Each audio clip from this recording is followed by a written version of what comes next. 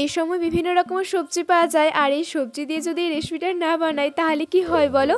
চলো আজকে বানাচ্ছি একদম নিরামিষ পদ্ধতিতে এই মিক্সড ভেজ রেসিপি, যেটা খেতে ভীষণ ভালো হয়। আর নিরামিষ দিনে তোমরা সহজেই এই রেসিপিটা চটজলদি বানিয়ে নিতে পারো।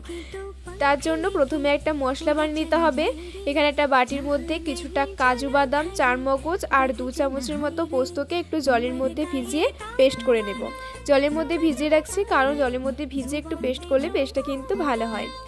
আমার এই রেসিপি যদি ভালো লাগে তাহলে অবশ্যই একটা লাইক করে চ্যানেলটিকে সাবস্ক্রাইব করে পাশে দেখো।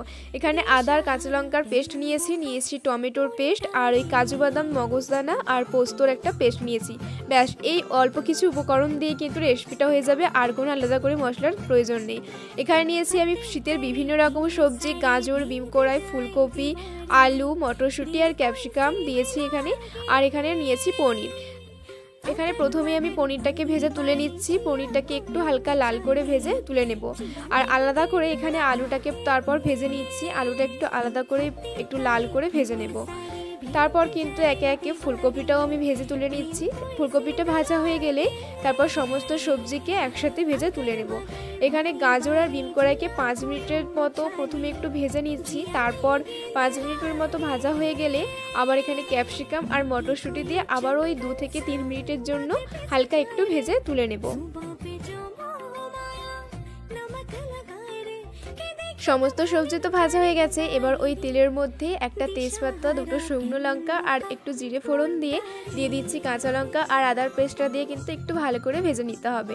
যতক্ষণ না আদাটা একটু ভালোভাবে ভাজা হচ্ছে ততক্ষণ ভেজে নিতে হবে। এরপর এর মধ্যে দিয়ে দিচ্ছি টমেটোর পেস্টটা দিয়েও কিন্তু বেশ কিছুক্ষণ ভেজে নিতে হবে, যতক্ষণ না পর্যন্ত টমেটো থেকে কাঁচা গন্ধটা ছেড়ে না যায়।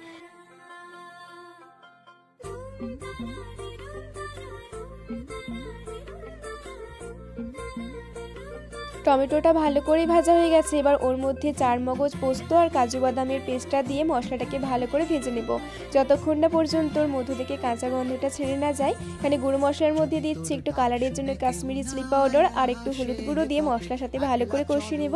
দেখো মশলা থেকে কিন্তু খুব সুন্দরভাবে তেল ছেড়ে দিয়েছে। এবার সমস্ত ভাজা সবজিগুলো দিয়ে আর স্বাদ মতো লবণ, স্বাদ মতো চিনি দিয়ে মশলার সাথে ভালো করে সমস্ত সবজিকে একটু কষিয়ে নেব ওই 5 থেকে 7 মিনিটের জন্য। ভালোভাবে মশলার সাথে মিশিয়ে নেওয়ার পর পরিমাণ মতো জল দিয়ে ভালো করে ফুটিয়ে নেওয়ার পর নামানোর আগে পনিরটা দিয়ে আবারও 5 মিনিটের জন্য ফুটিয়ে নামিয়ে নিলেই কিন্তু একদম রেডি এই নিরামিষ মিক্সড ভেজ রেসিপি। তোমরা নিরামিষ দিনে সহজেই এই রেসিপিটা বানিয়ে নিতে পারো, যেটা খেতে অপূর্ব লাগে। আমি যেভাবে বানাচ্ছি তোমরা এইভাবে বানিয়ে দেখো, সত্যি বলছি খেতে ভীষণ ভালো হয়। আজকের রেসিপিটা তোমাদের কেমন লাগলো অবশ্যই কিন্তু আমাকে কমেন্ট করে জানিও। দেখো এখানে মিক্সড ভেজ কিন্তু একদম রেডি হয়ে গেছে। এবার গরম গরম ভাতের সাথে পরিবেশন করলে একদম রেডি এই মিক্সড ভেজ রেসিপি। আজকে এতটাই, দেখা হচ্ছে আরেকটা নেক্সট ভিডিও নিয়ে। টাটা।